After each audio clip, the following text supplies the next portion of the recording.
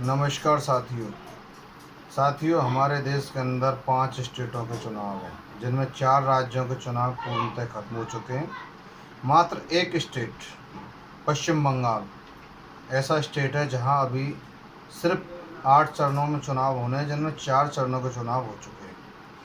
4 चरणों के चुनाव के मध्य भारतीय जनता पार्टी की जितनी भी लीडरशिप है, चाहे योगी आदित्यनाथ जी हों या अमित शाह हो या भारतीय जनता पार्टी के मुखिया जेपी नड्डा हो या हम सभी के मुखिया माननीय नरेंद्र मोदी जी हों, भाई माननीय तो लगाना ही पड़ेगा क्योंकि हमारे देश के प्राइम मिनिस्टर हैं, भारतीय जनता पार्टी के नहीं हैं।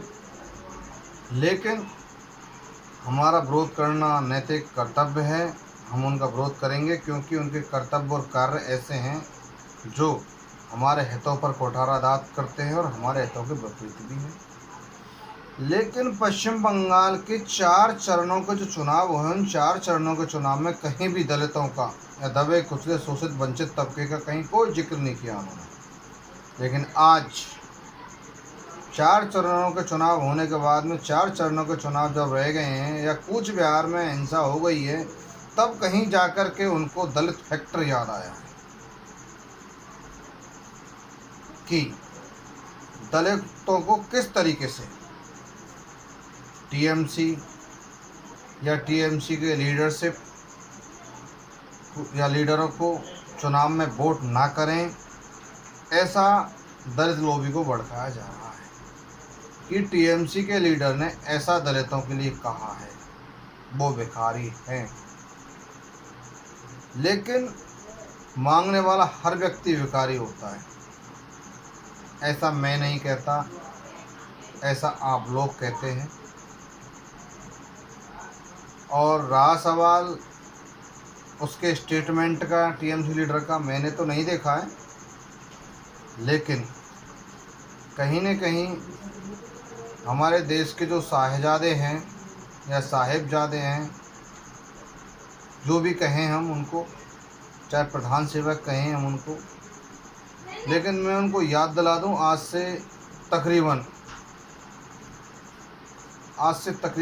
70-75 साल पहले भी यही एक बार ऐसा ही वाक़या हुआ था। जोगिंद्रनाथ मंडल और दिलीप घोष के जो पूर्ववर्ती परिवार वाले हैं, उनके बीच बंगाल प्रेसिडेंसी का चुनाव जो हुआ था, उसमें दिलीप घोष जो है बीजेपी के प्रदेश अध्यक्ष हैं इस समय पश्चिम बंगाल के, उनको मुंह की खानी पड़ी और जोगिंद्रनाथ मंडल उस चुनाव में पूर्व बहुमत से जीते।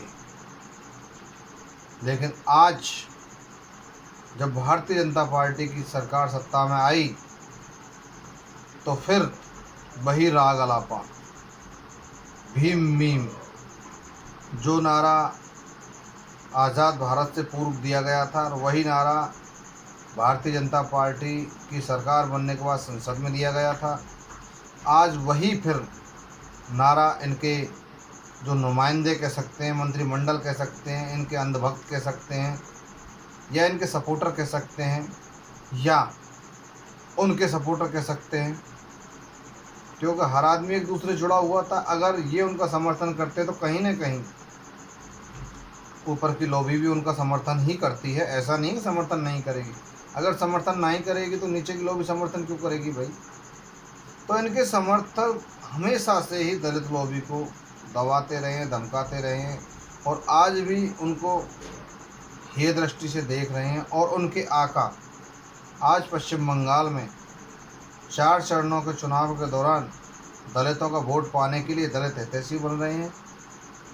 साथियों, दोस्तों, और जो भी मेरे भाई अम्बेडकरवादी भाई हैं, बहनें हैं, मैं यही कहूँगा उनसे, आप किसी को भी वोट करें, चाहे टीएमसी को करें, चाहे कांग्रेस को करें, चाहे लेफ्ट को करें, किसी को करें, लेकिन ऐसे जालसाज धोखाधड़ी करने वालों को वोट ना करें। जो नीचे की लॉबी को तो हवा इस तरीके की दी जाती है कि आप इन पर प्रहार करिए, हम आपके साथ हैं। और दूसरे रास्ते से ये कहा जाता है कि हम दलित हितैषी हैं। तो मैं किसी भी तरीके से मैं भारतीय जनता पार्टी या मेरे देश के प्रधान सेवक के जो बयान है, मैं इनका समर्थन नहीं करता, मैं इनका विरोध करता हूँ। और मैं आपसे भी यही कहना चाहूँगा कि आप ऐसे बयानों को दिल से ना लें और सोच समझ कर वोट करें। यह पार्टी कभी दलित हितैषी रही ना रहेगी ना है। धन्यवाद दोस्तों।